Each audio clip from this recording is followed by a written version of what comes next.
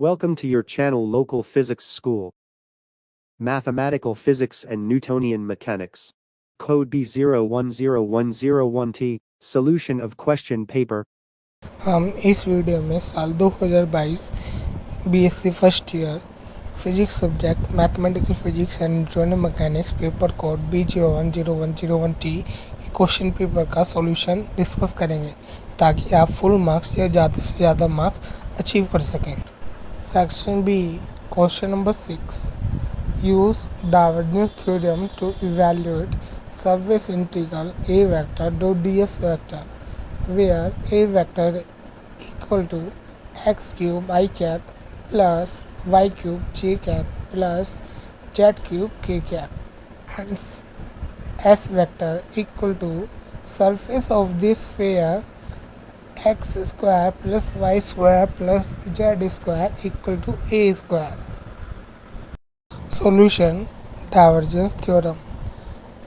The surface integral of the normal component of a vector A taken over a closed surface is equal to the integral of the divergence of A vector taken over the volume enclosed by the surface. हम यह भी कह सकते हैं कि हम divergence theorem की मदद से किसी वॉल्यूम इंटीग्रल को सरफेस इंटीग्रल में कन्वर्ट कर सकते हैं, या हम यह भी कह सकते हैं कि हम किसी 3 डायमेंशन इंटीग्रल को 2 डायमेंशन इंटीग्रल में कन्वर्ट कर सकते हैं। अब हम अपने क्वेश्चन को सॉल्व करने के लिए डाइवर्जेंस थ्योरम का यूज़ करेंगे। हमने अपने सरफेस इंटीग्रल को डाइवर्जेंस थ्योरम की मदद से वॉल्यूम इंटीग्रल में कन्वर्ट कर लिया, जो कि है triple integral of divergence of A vector. अब हम जो हमारा डाइवर्जेंस ऑफ ए वेक्टर उसको ओपन कर लेते हैं, जो कि है डो A1 बाई डो एक्स प्लस डो A2 बाई डो वाई प्लस डो A3 बाई डो जेड। अब हमारे इस क्वेश्चन में ए वेक्टर की वैल्यू है हमारी X cube by cap plus Y cube J cap plus Z cube K cap. तो हमारे A1 की वैल्यू एक्स क्यूब, A2 की वैल्यू वाई क्यूब, A3 की वैल्यू जेड क्यूब। अब हम A1, A2, A3 की वैल्यू को पुट करेंगे तो हमारे वॉल्यूम इंटीग्रल की वैल्यू हो गई डो एक्स क्यूब बाय डो एक्स प्लस डो वाई क्यूब बाय डो वाई प्लस डो जेड क्यूब बाय डो z d x d y d z. अब हम इसे सॉल्व करेंगे।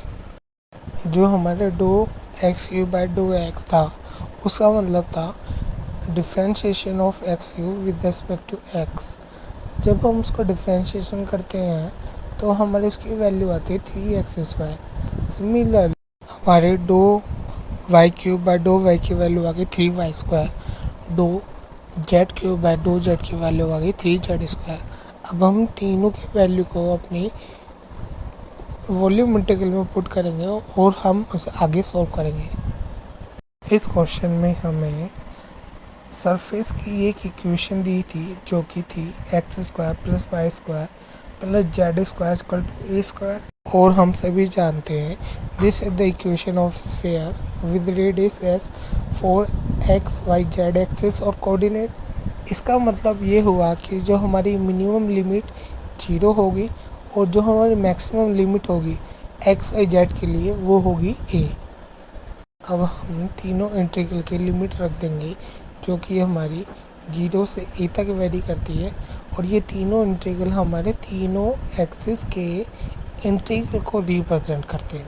तो हमारा फाइनली वॉल्यूम इंटीग्रल हो गया triple integral 3x square plus 3y square plus 3z square d x d y d z. और ये जो हमारे तीनों इंटीग्रल हैं इनकी मिनिमम लिमिट 0 और मैक्सिमम लिमिट a हो गई है। सबसे पहले हम इस ट्रिपल इंटीग्रल को z वैल्यू के लिए सॉल्व करेंगे, फिर y वैल्यू के लिए और फिर x वैल्यू के लिए इस इंटीग्रल को सॉल्व करेंगे। फाइनली तीनों x y z वैल्यू के लिए सॉल्व होने के बाद हमारे इस इंटीग्रल की वैल्यू आई है x cube a square plus 2 a की power 4 x with limit 0 to a। Finally जो हमारी वैल्यू आएगी वो है हमारा 3e⁵।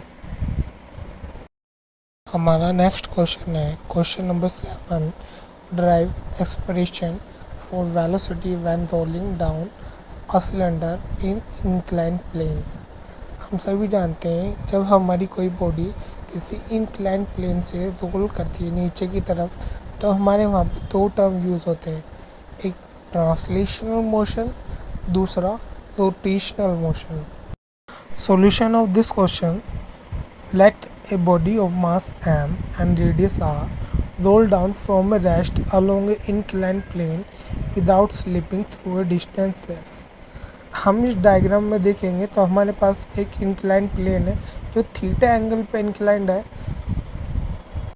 और हमारी बॉडी ए पोजीशन पे है और वो रोल डाउन करते हुए एज डिस्टेंस कवर करते हुए बी पोजीशन तक पहुंचती है। This body is under simultaneous translation as well as rotational motion. Gain in kinetic energy of translational motion which is equal to half mv square, where v is the velocity body at position B. Gain in kinetic energy of rotational motion equal to half I omega square, where I equal to moment of inertia and omega is equal to angular velocity, which is equal to half m k square v square by r square, where k is the radius of gyration. So total gain in kinetic energy equal to half mv square plus half mv square k square by r square। इन दोनों quantity में से half mv square common लेने के बाद हमारे total gain in kinetic energy equal to half mv square bracket में 1 plus k square by r square. Vertical height descended by the body h equal to s sin theta. आप diagram से देख सकते हैं कि h की value हमारी s sin theta कैसे आई है। So loss in potential energy of the body equal to mgh। अगर हम h की value s sin theta put करेंगे तो हमारी पोटेंशियल एनर्जी की वैल्यू हो गई mgh sin theta. However, according to conservation of energy, gain in kinetic energy equal to loss in potential energy. That means half mv square bracket में 1 plus k square by r square equal to mgs sin theta. Cross multiply और divide करने के बाद finally हमारी v square की value आती है 2 bracket में g sin theta divided by 1 k square by r square bracket बंद इंटू s। फाइनली हमारी वेलोसिटी की वैल्यू है v equal to under root 2gh divided by bracket में 1 plus k square by r square. हमारा next question है question number 8, discuss Lissajous figure if frequency of waves are in ratio 1:1। Solution: Lissajous figure when two simple harmonic motion at right angle to each other act on a particle simultaneously, the resultant path of the particle in general be a closed curve is called a Lissajous figure। मतलब अगर हमारे पास कोई दो simple harmonic wave है और वो mutually perpendicular है एक दूसरे के, तो उनसे मिलने के बाद जो उनका रिजल्टेंट आएगा उसको हम लिसेजियस फिगर कहेंगे और ये पाथ एक क्लोज्ड कर्व होना चाहिए। Lissajous figure for wave frequency in ratio 1:1।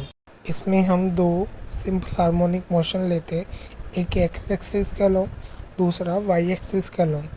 इन दोनों सिंपल हार्मोनिक मोशन की फ्रीक्वेंसी सेम होगी लेकिन इनका एम्पलीट्यूड और फेस अलग अलग होगा।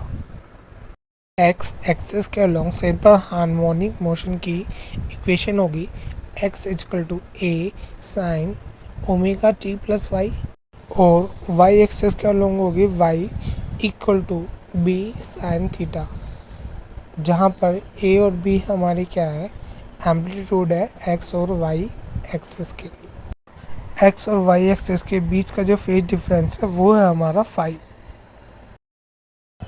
इक्वेशन 1 को ओपन करने के बाद हमारी वैल्यू आती है x by a equal to sine omega t dot cos phi plus cos omega t sine phi. Equation 2 की मदद से हम साइन ओमेगा टी की वैल्यू वाई बाई बी और कोस ओमेगा टी की value under root 1 minus y square by b square निकाल लेंगे।